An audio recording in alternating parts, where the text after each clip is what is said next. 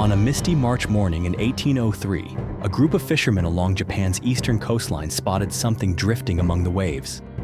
At first glance, it didn't resemble a boat. It looked more like an intricately carved object, something more akin to a ceremonial relic than a vessel meant for travel. Intrigued, they hauled it to shore, and it was on that remote stretch of beach that one of Japan's oldest unsolved mysteries began to unfold. So fasten your seatbelt as we dive into today's mystery. But first, you'll have incredible luck if you like, and subscribe before this video ends.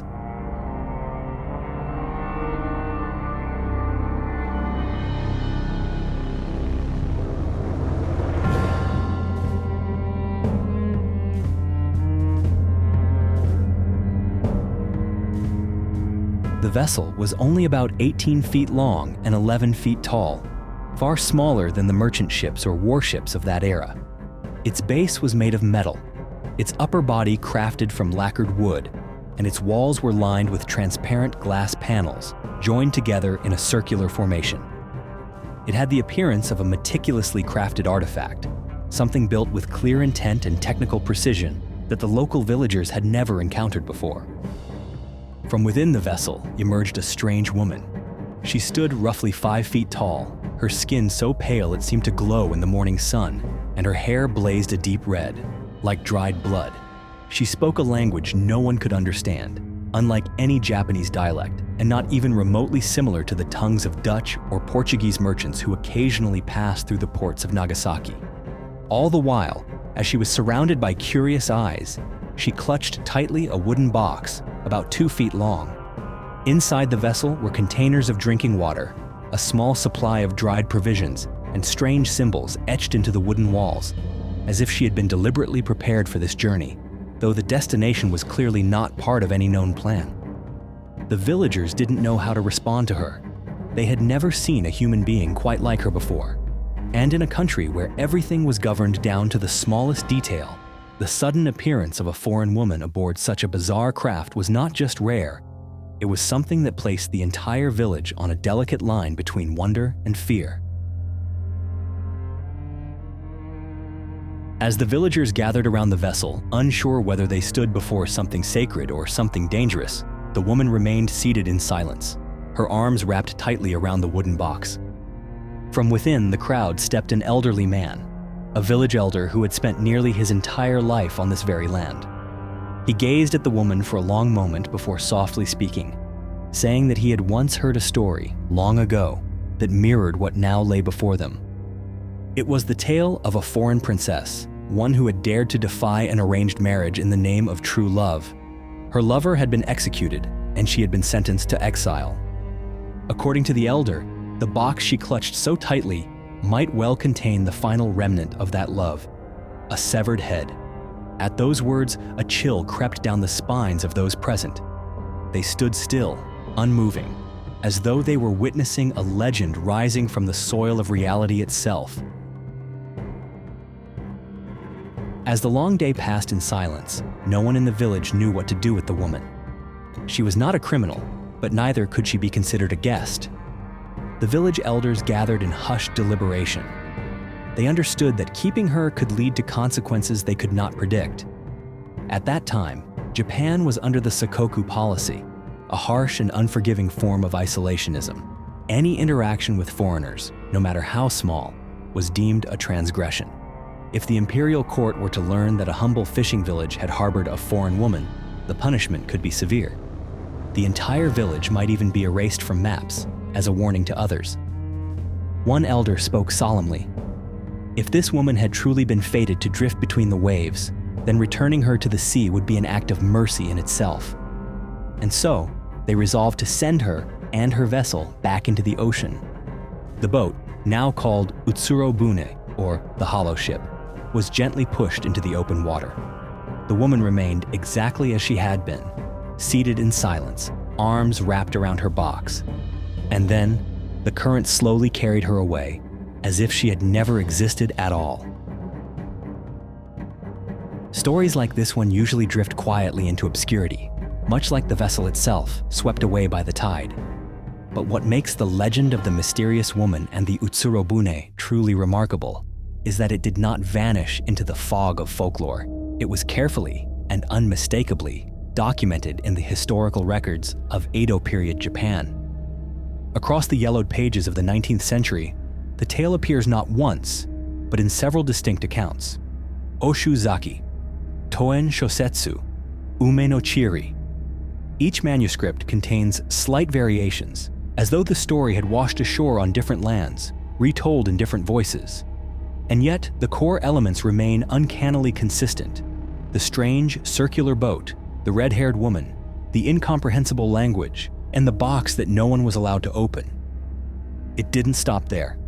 Japanese scholars of the 19th century began posing questions that, even now, remain unanswered. They asked, where did the vessel come from? Who could have built it? And why would a craft so unusual appear in a nation that, at the time, was entirely sealed off from the outside world? Though the ancient records never explicitly state where the woman had come from, many modern scholars have noted uncanny similarities between her appearance and the fashion once popular in a land thousands of miles to the north, Russia, in the era following Catherine the Great. When placed alongside notes from Dutch merchants who had interacted with Russians, the pieces began to form a picture too compelling to ignore.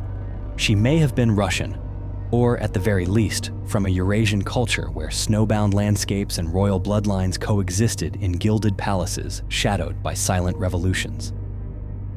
One of the earliest to propose this theory was Kokushi Debakin, a Japanese scholar from the early 19th century.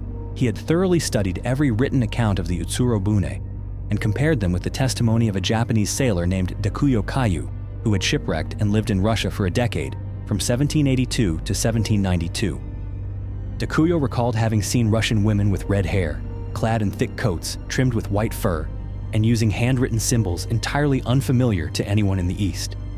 He described the script as slanted, rounded, and flowing, something that many believe closely resembled the markings etched into the interior of the Utsuro-bune. Of course, these symbols did not match any known writing system, not even Cyrillic. While the theory of a northern woman drifting to Japan has sparked much debate, another path leads us inward, into the very heart of Japanese culture itself. Within Japan's vast repository of myth and ancient folklore lies a story seldom told, yet filled with startling parallels. It is the legend surrounding the origins of the Kono clan, an actual noble family that once ruled a significant portion of the island of Shikoku. According to ancient accounts, in the 7th century, a Japanese fisherman pulled from the waves a 13-year-old girl, found drifting alone across the open ocean in a hollow boat. She claimed to be the daughter of a Chinese emperor, pursued by a cruel stepmother.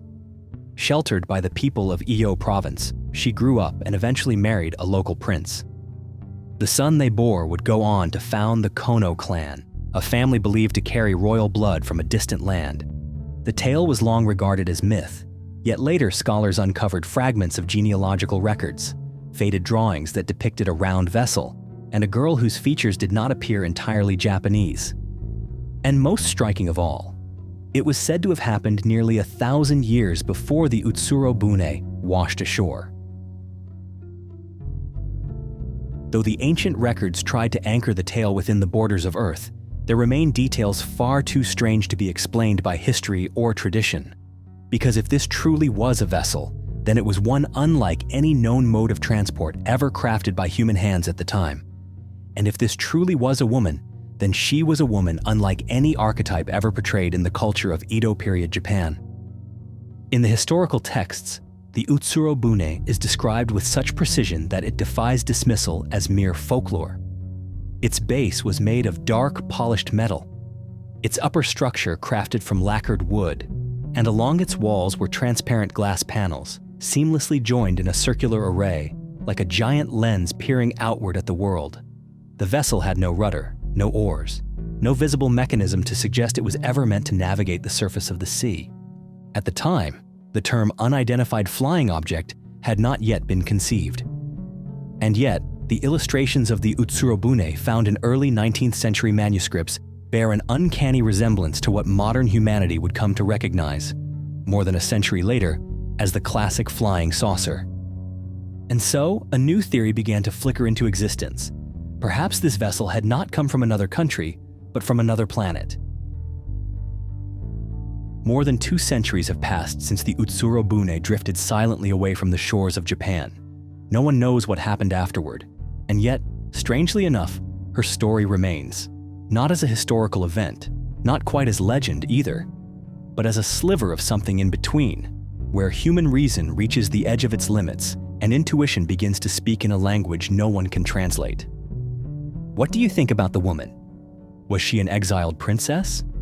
A messenger from a forgotten civilization? Or proof of an encounter from beyond the stars, hundreds of years before such things had a name? If you have thoughts, leave a comment below. I'd love to read them and reflect with you on the mysteries we still haven't solved. Thank you for staying with me until the end of the story. Be sure to hit subscribe and turn on the bell so you don't miss the next episode.